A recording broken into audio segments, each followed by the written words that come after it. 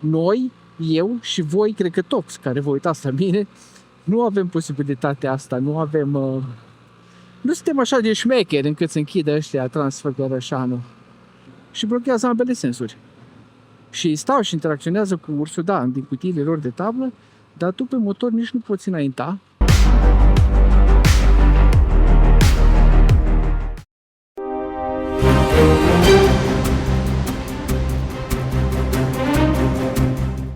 Salutare internet și bine v-am regăsit cu bine Alex și Wi-Fi aici pe motor. Pe el nu l-auziți, lăsați că l-audio în caz că vă povestesc eu dacă zice ceva interesant, dacă nu o să-l ignorăm pentru restul turei. Da, astăzi suntem aici la baza pasului Gutin. Am zis să vă luăm la o tură pentru că am făcut anul trecut o, cum să zic, o declarație care a fost destul de controversată și anume că Gutinul e mai fain ca Transfăgărășanu și acum după cât am avut 2 săptămâni în Dolomiți și în Italia unde am făcut pasuri de nivelul Alpilor, de calibru Alpilor, a zis că e timpul să revin aici pe Gutin, să-mi fac un refresh, să vă arăt și vouă de acasă care vă uitați și mă urmăriți cum arată pasul Gutin în 2026 și să-mi argumentez de ce încă consider că e mai fain decât Transfăgărășanu. Deși ora la care am ajuns mă aștept să fie super aglomerat, dar tot. Mai bine aglomerat pe Gutin decât aglomerat în centrul Clujului. Bun, dragilor, când compar două pasuri de astea montane, două zone de astea de motociclit, iau două chestii, iau două puncte de vedere în comparația mea.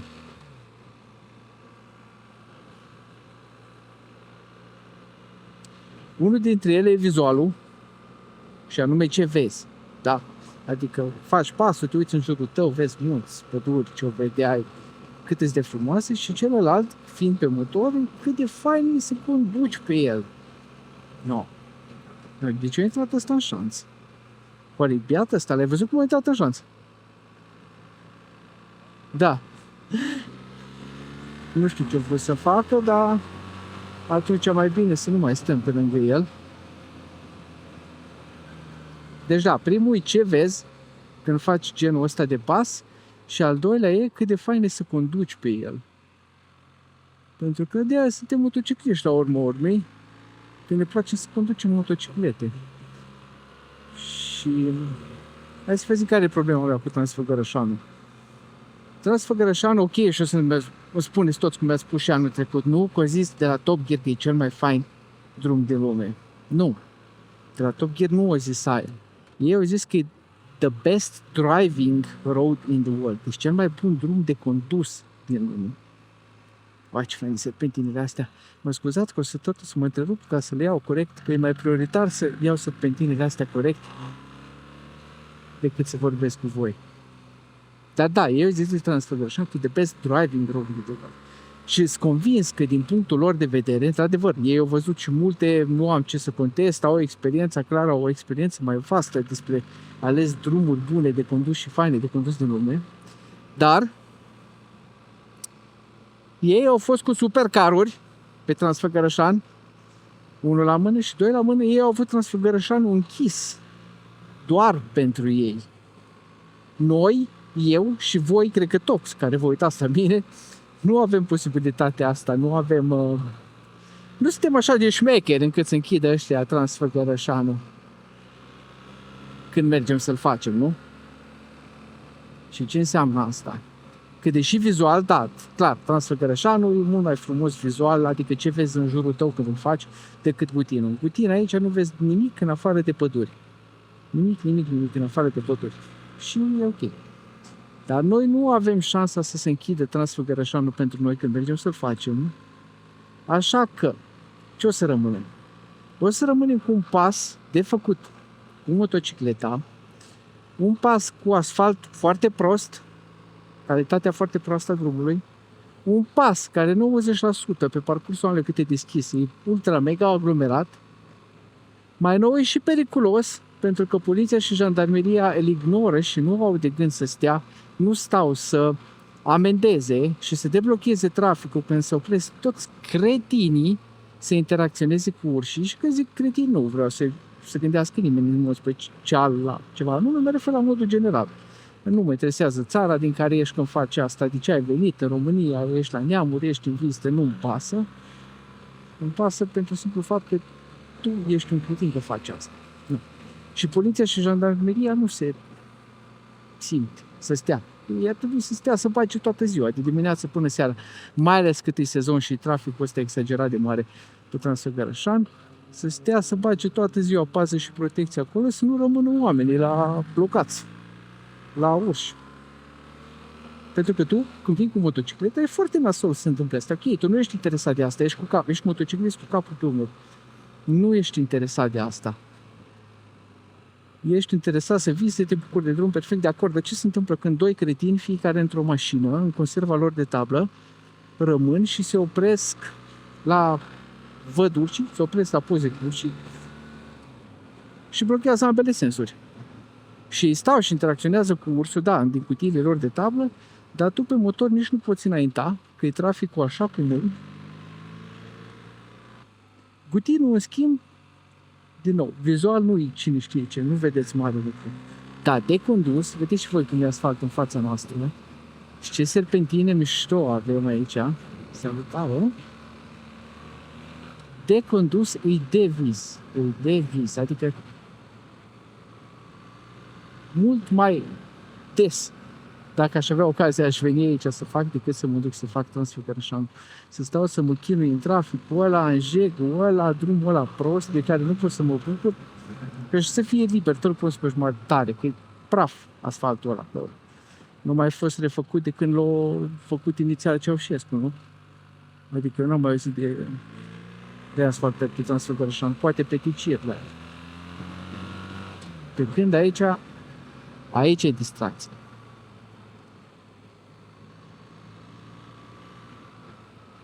E o chestie să compar acum Gutinul cu ce am făcut în ultimele 2 săptămâni în Dolomiți. Nu știu cum să zic, chestii de condus total diferite, chestii de motociclet total diferite. Pentru că aici vedeți că drumul, deși avem serpentine adevărate, sănătoase, sunt destul de largi, asfaltul e destul de larg, e destul de bun, în afară de câțiva șerpișori de ăștia de gliton, chiar nu sunt probleme de calitate asfaltului. Poți să-l conduci destul de sportiv. E foarte diferit de ce am întâlnit noi în astea 2 săptămâni în Dolomiți sau săptămâna pe care am petrecut în Dolomiți și săptămâna pe care am petrecut în Toscana. Acolo nu prea e genul ăsta de serpentine cum avem noi aici, cum vedeți la mine pe cameră, unde poți să le iei așa larg și lung, chiar dacă sunt închise, chiar dacă sunt, cum să zic, deci ele sunt strânse, dar ele sunt 180 de grade. Corect, dar alea sunt foarte înguste. Nu ai libertatea asta să te lelei cum avem aici. Alea trebuie luate mult mai tehnic, ca să se iau mult mai sportiv. Fiindcă îți permit să le iei mult mai sportiv, poți să iei și altfel viraje. Poți să te tragi cu genunchiul pe jos, poți să te contrabalansezi, să cobori tu și să-ți lași motocicleta verticală, genul ăsta de condus, care pe pasurile din Dolomiți nu mi-ar fi permis. Acolo e o singură chestie, acolo pur și simplu culci motocicleta sub tine și atâta, că sunt mult prea înguste. Transfăgărășanul zice, nu? Da, zice Wi-Fi în cască că e fain de făcut Transfăgărășanul odată de 2 ori să scoți din sistem și miercuri, ca să nu fie trafic, să nu întâmpini belele. Da, îți convins. Cum zici? Te-ai întrerupt. Da. Tocmai. Adică nu mă înțelegeți greșit, dar eu activ. Că mai nou, în ultimul an, am început să mă contacteze, să mă găsească multă lume pe YouTube internațional, mai ales că găsesc ușor clipurile mele despre trasee din România și am clipurile cu subtitrare în română și în engleză și cât de cât le e ușor să se uite la mine și să-și fac o idee. Și au început străini să mă contacteze, să-mi ceară păreri despre unde să vină, unde să meargă și, bineînțeles, cel mai des sunt întrebările despre specifice, sunt despre Transfăgărășan și Transalpina. Și 100% din timp eu, ca să nu am pe nimeni pe conștiință, prefer să nu recomand Transfăgărășan. Adică să le zic clar, nu mergeți pe ăla că e o pierdere de timp, da, într-adevăr e frumos, da, au apărut la Top Gear, e frumos ce vedeți, da, au apărut la Top Gear, dar nu e extraordinar de condus și experiența voastră, având în vedere că majoritatea se întâmplă să ajungă pe weekend, experiența voastră o să fie destul de urâtă. Și eu nu recomand, mai bine mergeți pe Transalpina, avem acum la drumuri în țară, transuri de astea, Dumnezeu cu milă. Nu e niciunul stelvio, dar sunt toate distractive. Și vă ziceam de nivelul de dificultate pe cutinul nu e un pas ușor. Deci clar, nici anul ăsta, nici anul trecut, nici anul ăsta eu nu o să recomand începătorilor. Simt că vă trebuie un pic de experiență, simt că trebuie să știți cât de cât să abordați astfel de serpentine la un nivel mai ușor până să ajungeți la astea. Și exact asta am zis și anul trecut și vreau să reîntăresc ideea, pentru că după ce am zis eu anul trecut asta, un băiat a venit începător, a venit și o luat în frese pe aici. Știu că se plângea pe grupuri. Era începător, prima motocicletă avea permisul de câteva săptămâni, o săptămână, de 3 săptămâni, ceva de genul ăsta. Și nu a rezistat multe serpentine și nu a pățit nimic grav, motorul a fost daună, nu știu dacă daună totală, dar a fost destul de daună. Dar exact pe considerentul ăsta, lipsă de experiență, prima motocicletă, exact ce nu recomand eu să faceți. Că imediat ajungem în vârf. Și mai avem și o coborâre și o urcare înapoi, că să facem față versul, ca chiloți când mergem în excursie. Cu motorul, nu cu școala. Când mergeți cu școala, sper că vă dau părinții destul chiloți la voi.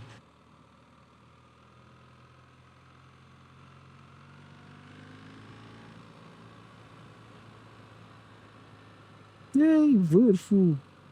Haideți să vă arăt ceva fain. Pe lângă câți motocicliști s-a adunat aici.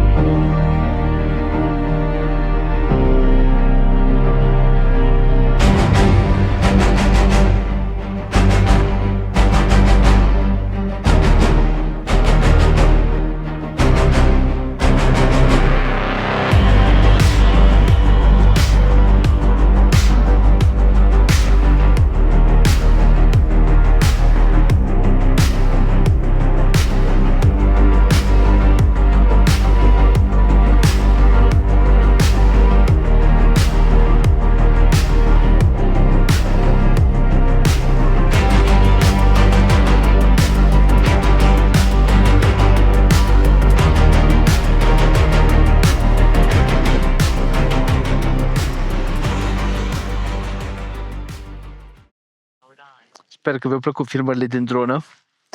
Dopurile! De-aia ți-a zis, nici nu le mai dau jos. Deci nici nu mi le mai dau jos. Pentru pauze de genul ăsta nici n-are sens. Decât să risc să pun casca în cap fără dopuri, mai bine nu mi le mai dau jos și stau cu ele și tăturlu într-una. Ce? Când vorbește cineva cu mine. Mai dăm o coborâre în partea aia la altă și după aia ne oprim cu filmatul și vă ducem la un restaurant fain în Baia Mare. Gata! Peste munți și prin pădure, la casa bunicii noi mergem. Ce să știe drum. Pam, pam, pam, pam, pam. Știți care e chestia cu un pas de munte pe care îl cunoști deja? Nu mai trebuie să-l gândești, pur și simplu îl simți. Pe oricare am vorbit mult, am explicat, am argumentat, am comparat. De ce Gutinu e mai bun de condus decât Transfăgărășanu? De ce e diferit față de ce am găsit în Dolomiți? De ce asfaltul ăsta, serpentinele astea late și lungi, nu seamănă cu nimic din ce am făcut în ultimele 2 săptămâni prin Alp? Și da, m-am convins singur din nou, cum mă conving în fiecare dată când urc pe aici. dar pe coborâre nu mai e nimic de explicat. Serpentilele știu unde se strânge, știu unde se deschide, știu unde pot să mă las mai jos și să las motorul să facă treaba. Ăsta e tipul de drum pe care nu îl faci ca să bifezi ceva. Îl faci ca să-ți amintești de ce ai luat permisul, de ce ai dat banii pe motor, de ce ești din casă la 8 dimineața când alții mai dorm. Am plecat din Italia acum câteva zile și primul drum pe care am vrut să-l fac când am ajuns acasă a fost ăsta.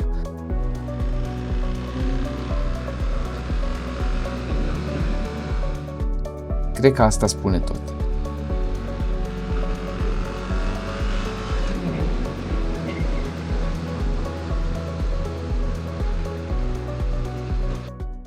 Și restaurantul de care vă zicem noi aici în Baia Mare se numește Glory Days. Îl găsiți pe Google Maps, nu Morning Glory, cum am căutat eu inițial. Și comandați ligheanul ăsta de coaste cu miere și cartofi și sosul ăsta ce-o fi ca să vă mânjiți tot înainte să plecați spre casă. Și după aia plecați liniștiți, satisfăcuți, cu burțile pline înapoi spre casă, pentru că tocmai ați avut o zi extraordinară în Maramureș pe Pasă Gutin. Dacă ați rămas până aici, știți ce aveți de făcut, plesniți butoanele de jos, lăsați o abonare dacă nu sunteți încă abonați, dacă vreți să sprijiniți canalul, aveți jos în descriere un link de membership sau un buton de join și nu uitați până data viitoare să fiți buni cu voi, fiți buni unii cu alții și asfalt uscat să avem.